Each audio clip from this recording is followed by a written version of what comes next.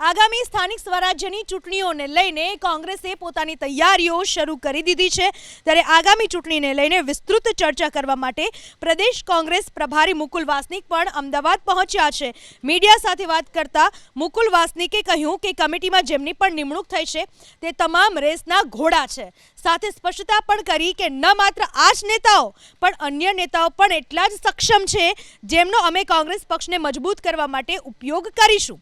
આમ આદમી પાર્ટીને વાસનિકે ભાજપના સંગઠન તરીકે કામ કરતી પાર્ટી ગણાવી, સાથે જ વિશ્વાસ વ્યક્ત કર્યો કે ગુજરાતની જનતા આમ આદમી પાર્ટીને મત આપીને પોતાનો મત બગાડશે નહીં।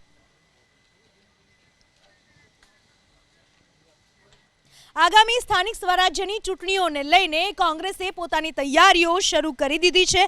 ત્યારે આગામી ચૂંટણીને લઈને વિસ્તૃત ચર્ચા કરવા માટે પ્રદેશ કોંગ્રેસ પ્રભારી મુકુલ વાસનિક પણ અમદાવાદ પહોંચ્યા છે। મીડિયા સાથે વાત કરતા મુકુલ વાસનિકે કહ્યું કે કમિટીમાં જેમની પણ નિમણૂક થઈ છે તે તમામ રેસના ઘોડા છે।